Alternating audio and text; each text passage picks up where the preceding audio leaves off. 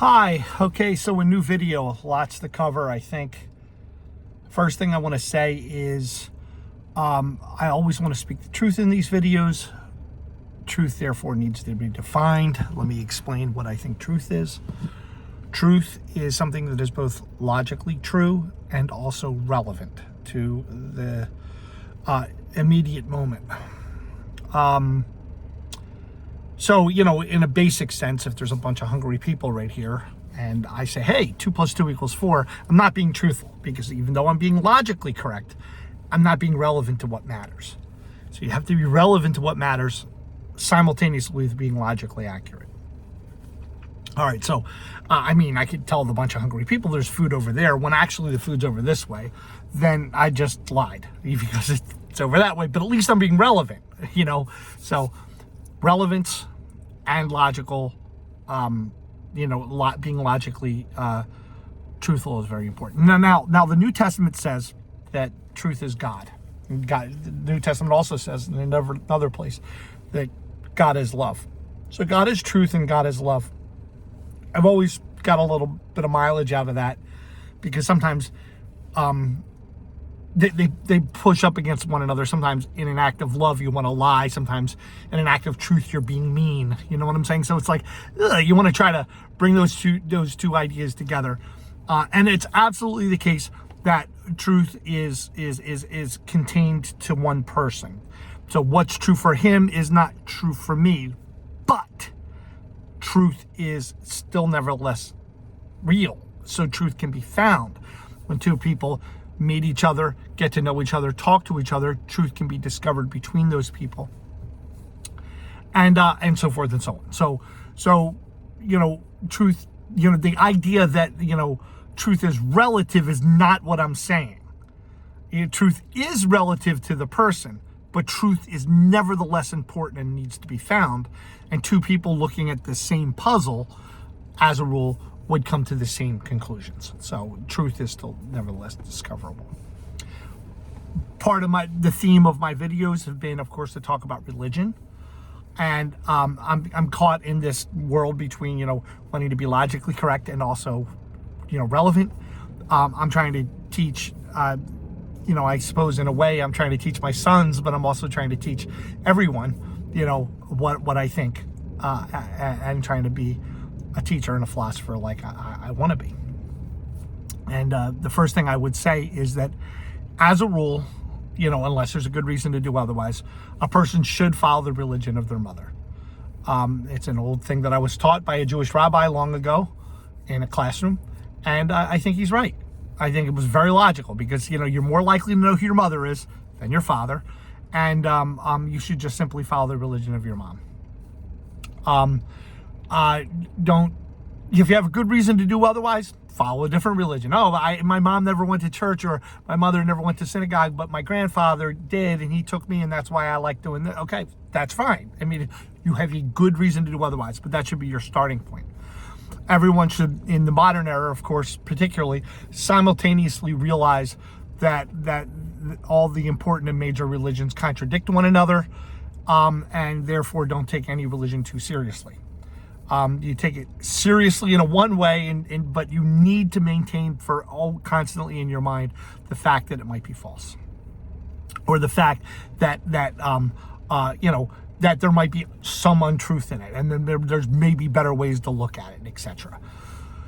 That's why we can see, certainly in the liberal Christian churches right now, they're certainly in favor of gay marriage. They usually support abortion rights, even though the Bible might be specifically against something like gay marriage, but they see it as like there's been a progression forward. Conservative ones try to hold on to more strict interpretations of Scripture, and they get themselves in a lot of trouble for it, because they're just obviously haven't progressed with the available evidence. All right. I think it's once you've decided, and I think you should make the decision, that the religion of your mom, with obvious exceptions, is certainly worthy of your support at some level. I'm not necessarily saying you should give money, but giving money can be definitely an important thing. You should follow through on some of the practices, maybe all of them, sure. The next step would be for an American, and anyone, all Americans, from, white, black, Asian, American Indian, any American, man or woman, however long they've been here, however many generations going back, I think that the next most important thing you can do is to put your full heart into America. You got to love America beyond, measure. Certainly God, should be first. This is something I got from an old right-wing guy.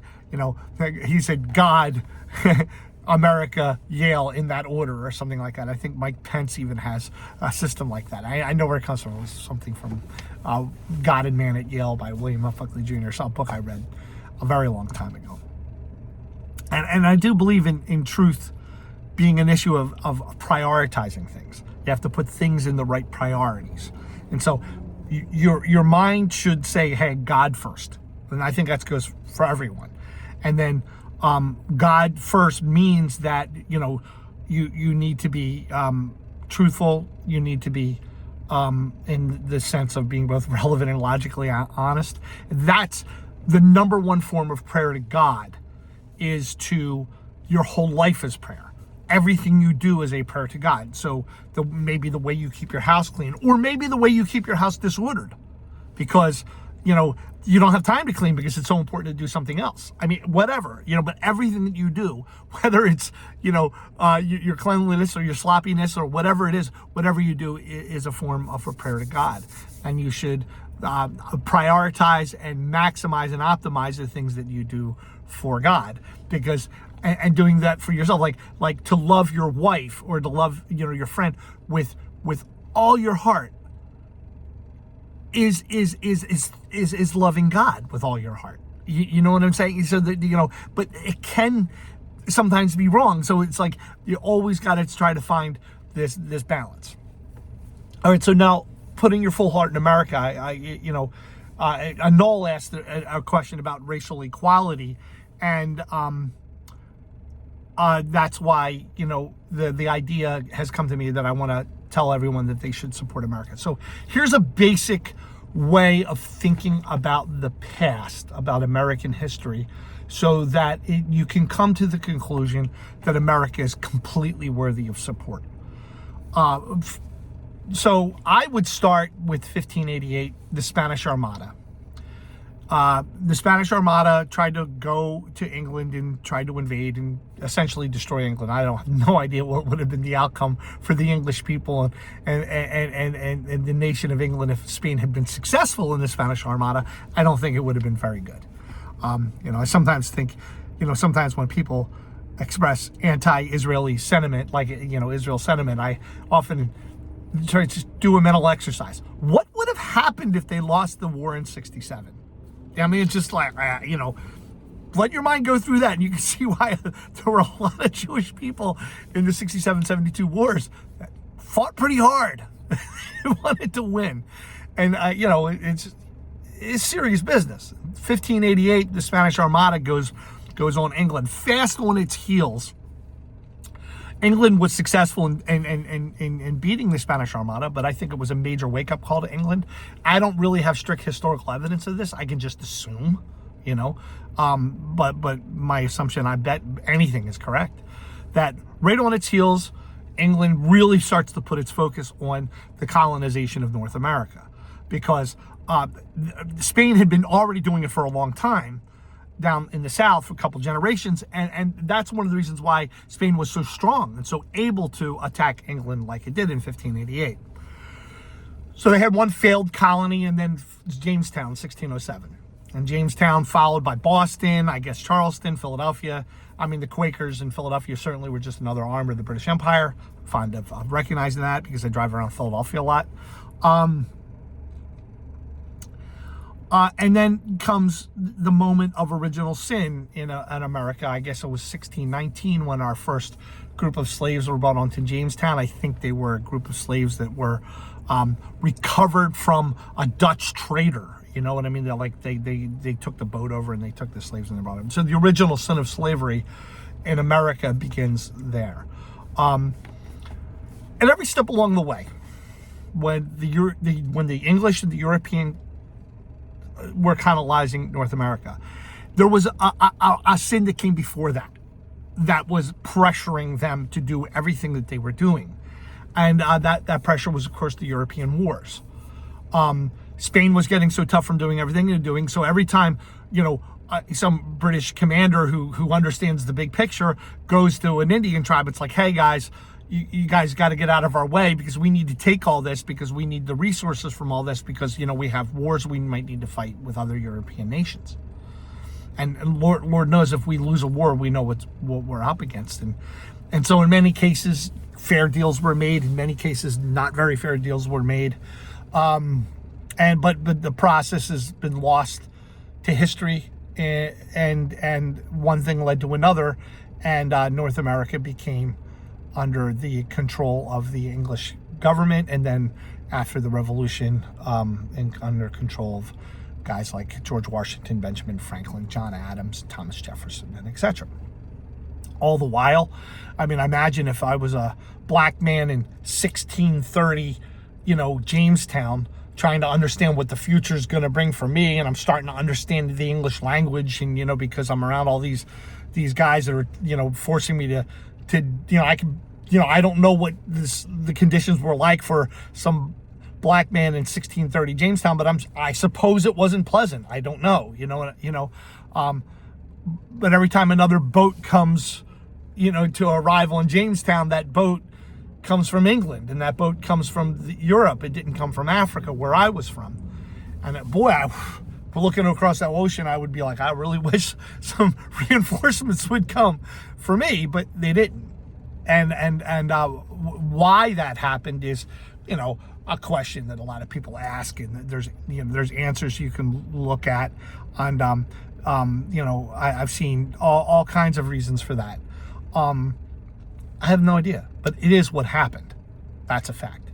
And at every step along the way, as North America was being taken over by European settlers, British settlers, there was a drive to do it that was founded upon the war machine. You needed to do it, because if you didn't, you could lose a fight with the French. If you didn't do it, you could lose a fight with the Spanish, and so forth and so on. So you have to take over as much as you can, as quickly as you can, and so that you could survive that pressure. So at every step along the way, you make the deals you can with the Indians. If they they don't play ball, and you can see what happens. We want your land, but everything's going along smoothly, so we're not taking it right now. Oh, an incident happens. Some Indian kid rapes a white girl. We kill all of them, and those kinds of situations, which each one of them needs to be documented, and I'm sure is, to the extent by historians. Books need to be written about it. People need to contemplate it, and reparations do need to be paid. And so that becomes a big issue. Reparations. So, when we look at America, we see that there is definitely a major problem with racial equality. And there, according to the conservative psychologist Jordan Peterson, who I happen to like a lot in a lot of ways. I disagree with him about a lot of stuff, but it is what it is. I mean, he says some pretty powerful things. There's the difference between opportunity, equality of opportunity, and equality of outcome. Two different things. America, is always going to have a ways to go in equality of opportunity, because reparations were not paid to African Americans, and reparations were not, after the Civil War, and reparations were not paid to the American Indians, by and large. The specifics are something that's beyond me. I read a book about Comancheria not long ago, The Empire of the Summer Moon. I read about, Red Cloud. I've definitely studied my Civil War. I just recently toured the McLeod plantation in Charleston, South Carolina. In these I was thinking about that one. It was an old statement I would say to a couple of my right-wing friends. I would say to them, could a runaway slave in 1840 South Carolina be guilty of theft? I even have a name for a slave that essentially did that. When I toured that McLeod Foundation, it was always so remarkable to me that I would ask that question, and my right-wing friends would just laugh and be baffled by it, and they'd be like, I don't understand why you're asking that question. I'm like, well, society's stealing everything that they possibly can from that black slave that ran away. They're stealing everything from him, so how could he possibly be guilty of theft if the entire society and the entire legal system is arraigned against him? And so that was an obvious point that needs to be made. So one thing that we need to recognize is that reparations are absolutely necessary. Now, that doesn't mean there aren't some woke people who talk about reparations who literally just have hate in their heart, want to destroy America, and are total asshole revolutionaries. Period. They're just revolutionaries without a cause that just hate. There's no question that's out there. I would like reparations to occur, absolutely, but there needs to be a way to make it happen so that we can inaugurate, true, equality of opportunity, and then, equality of result is something that it's just going to be what it's going to be. Who cares? You know what I'm saying? So long as equality of opportunity is there. And equality of opportunity has been denied African Americans, and I suppose Indians too, for centuries, because, the inheritance law. I mean, some Quaker came in and took, vast, acreage of land all throughout Pennsylvania, and slowly but surely sold it to other, European settlers. And now suddenly, until the 1970s, when could a black family get a fair shake from a bank to get a mortgage? When did it start? It certainly didn't exist in 1870, even in the North, anywhere in the North. So at what time did our society become fair? And again, there's the point that needs to be made, and I recognize it, that it was that culture, British culture. I'm German, I'm not even British, but that's a whole different, conversation. It was that culture, British culture, that the Industrial Revolution came through, that had this legal system that was brilliant. And it was that culture under the pressure of constant warfare with nations surrounding it. Their very existence was being questioned by Spain, by France, by, other European powers.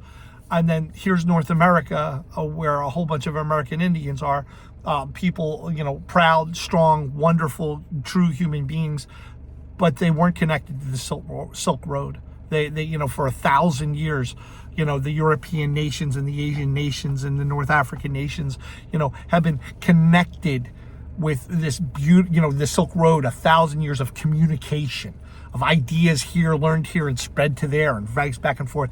The buildup of technology and all this stuff arrived at this moment in time where, the American Indians are like, whoa, look at these guys coming. They don't have metal, they don't have good metals, they don't have good language, they don't have all this stuff. And so, and if when I say we, I mean the British Empire. I'm a son of the British Empire. I'm absolutely an adopted son of the British Empire. My ancestor, George Frederick Grow, came over in 1755, and I imagine he switched his allegiance from a German prince to the English to the England. That the entire step, when they didn't have any choice but to do it. It's like, if we don't take Spain's going to take it. If we don't take North America, Spain will take North America. If we don't take it, the French will. And then they'll be so much stronger, and they'll be able to outcompete us, and they'll be able to destroy us. Division of England, if you think about it, maybe it actually worked. England itself, we went into revolution against England, and eventually England, grudgingly, I suppose, let us go our own way, but we're still their child. And here we come back into peaceful invasion in 1941, 1942 to save England from the Nazis, So ultimately, England's plan of taking as much of the world as you can, the British Empire's plan of taking over as much of the world as you can and doing it as fairly as you possibly can, I suppose, led to England's survival when they were, when their very existence was being questioned by Hitler. It worked. What choice did they have? Now, that doesn't mean that after the South was taken over in the Civil War, and slavery finally outlawed by Abraham Lincoln, in the passage of the 13th Amendment by the House and the Senate, and 3/4 of the several states. Isn't that how you change the Constitution? Once slavery was finally abolished, that reparations were paid. Well, it's like you could read Frederick Douglass's 1876 speech. What is the 4th of July to the black man? Well, what is it? It's like, what does the Declaration of Independence say? Is this, or the Constitution say? We, the people of the United States of America, in order to form a more perfect union, to establish justice and ensure domestic tranquility, right? We could rewrite it. It says, we, the white property owners, the white male property owners of America, right? I'm not saying that's necessarily an evil thing, though. I'm not saying that's necessarily an evil thing. Because, there isn't that, in 1776, there wasn't that much wealth to go around, I suppose. And those who have it, and that's one thing that seems natural about this world, is that when you have stuff, you don't give it to others freely. You use it to make a deal. That's what happens. Well, my ancestor, George Frederick Grow, came over in 1755 and bought that hill in Gladwin, Pennsylvania. I'm sure that he had a piece of paper in his pocket that if somebody says, hey, I'm going to build a fence over, he said, this is my land. You can't build a fence over there because see, and I'll go to the judge, and the judge will send the sheriff, and the sheriff has a gun, and you ain't building a fence there. This is my land. But if an Indian came, I'm sure George Frederick Grow got a gun out. It was conquest. We know that entire process was conquest. But the original sin of America is certainly slavery, but the original sin of Europe is war. And Europe was driven to do, to what it was doing. Columbus opened up the floodgates, and if it wasn't Columbus that was going to open up the floodgates, somebody else was going to open up the floodgates. Our navigation techniques were getting too good. Our mathematics was getting too good. We were going to cross the Atlantic and find North America. Then once you find North America, because 3 or 4 European nations are constantly in conflict with each other, resources to grab, resources to take. We're going to go grab those resources, take those resources. We need to because conflict. So here we are in a world in 2023 that lacks justice in a lot of ways. So the question now becomes, how is that justice achievable? Well, hey, it's coming, I think. I really do. We have the information technology, with spreadsheets, the AI, artificial intelligent computers, with all this stuff that's coming along, and the vast amount of wealth that the nation now has, where we could start to institute a process of universal basic income where everybody, the sunlight hits the world and all the apple trees grew a little bit. Everyone deserves a little piece of that. Everyone, not just the person who owns the apple tree, but everyone deserves a little piece of it, a little bit of universal basic income for everyone. We could make a spreadsheet, and on that spreadsheet, every human being that's ever lived, and what level of reparations each one of those people need to have, we could talk about any one. Well, look at the Vietnamese of the Mekong Delta. The American Army itself, according to Ken Burns' documentary, the American Army itself wrote that lieutenant general, all he wanted to do was rack up body count. He didn't care how many civilians he killed. I suppose the Vietnamese of the Mekong Delta deserve some form of reparations for that decision. But how much and where does it come from? Those are operative questions. Well, it obviously has to come through wherever it can, and the decision makers doesn't have to be law, it doesn't have to be compulsion. Somebody living somewhere in the South could die and they own things by the way the law works. They could decide to leave a piece of it as a form of reparations to the people that used to live there. Now those people need to be identified, the descendants of those people, and that process is just something that we have to get on board with doing. Make a system of if we put into play we want a society where every injustice that has ever been done to anyone in all of history, we seek to rectify it, if possible. Identify it at least. If some historian writes, hey, this thing happened and it was wrong, at least now we know. Maybe a plaque can be built. The book itself is a memorial, a recognition of it. And why do you want that? Because you don't want your society to do evil things going forward. And so if you can identify all the bad things that were done in the past and truly identify just how bad they were, because that's always going to be an issue, to judge something to be judge something to be completely evil when maybe it wasn't so evil. And that's definitely, what's in my mind at that when I'm saying that is definitely some of the treaties we made with some of the American Indians. You know what I mean? Some of those treaties, it just seemed to be downright wicked. But maybe they weren't so bad because there wasn't much choice. The English settlers, again, being driven by the European wars. And so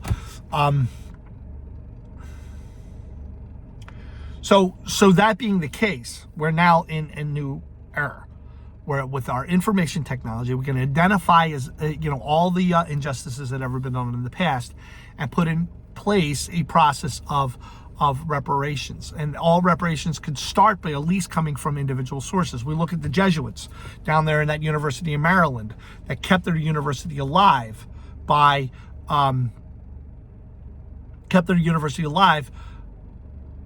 selling 140 some slaves. And if you can prove you're a descendant of one of those slaves, you get to go to that university for free. Okay, well, there's something. That's step one. When a private set up a system where if a person dies and they want to leave $100,000 to anyone who was a descendant, anyone who can prove they were a slave beholden to the McLeod plantation in Charleston, well, there you are. That money can be divvied up according to everyone, is in there, and everyone gets $10, $15. I mean, whatever it is. But at least it's being acknowledged and at least it's being started. Like, take a step back and just think about universal basic income. Everyone gets a little bit of money every day just because they exist. It doesn't matter who they are. Sure, an American gets more than some other citizen of Kenya or something like that because America's America and other countries are other countries and we're richer. But I mean, what if you just all 7 billion people, 8 billion people in the world had an account online where every single day they get 1/10,000th of a penny. I mean, that every day, it's like, I don't know what the math is, but you can make it like we put $100 a day, it gets divvied up among all 7 billion people on the planet. I mean, it's nothing. But here's a key. Get that system started. Make an online account for everyone. Every human being gets a little bit of money. Then you can start to play with it. Give them a little bit more. Or so anyone who can demonstrate that they have a certain physical disorder, give them extra money because, that's just nice because it's a shame the guy was born without legs or la, la, la, la. And slowly but surely you can see what effect it has upon the world. And then you do it again. And then see what effect it has upon the world. And then every day, maybe we can amp it up until we get to a point where everyone gets just enough money every single day. So that when a homeless person's begging at the Wawa convenience store, you can be like, dude, you got your $5 today. I need my money for my kids and I need my money for my family and household. you know. And so extra above that universal basic income, go work for it, get a degree, you know, own something and build a business, you know, blah, blah, blah, you know. So, you know, so reparations, you know, is essential to creating, you know, equality of opportunity for, African Americans in America, for everyone, in a way, and also for everyone. Do we want, you know, equality of result? I don't know. I mean, probably not. You know, there's going to be different outcomes. I mean, you know, certain groups are going to go in different ways, have different, you know, certain groups have different characteristics. They have advantages in one ways and disadvantages in other ways, physically, mentally, whatever. There's all kinds of books written about it. It doesn't matter. Whatever those differences may be, it just doesn't matter. Because from the heart, from a perspective of truth and love, I want every human being to be free. Freedom requires some measure of resources that they don't have to enslave themselves for. That's what true freedom requires. And I even envision a world of the future with our information technology there. You know, I've tried to write science fiction about it, you know, where people can start to choose their work a little bit more. Somebody just takes a picture of litter on the street and sends it up to the Philadelphia Department of Litter, and you know, they send back $10 for their Venmo, clean that up, and they clean it up and they get the $10. And so people can start to decide what their own work is. You know, we could get to the point where that kind of world is possible. So yeah. Anyway, that's where I am with all that. A lot to say.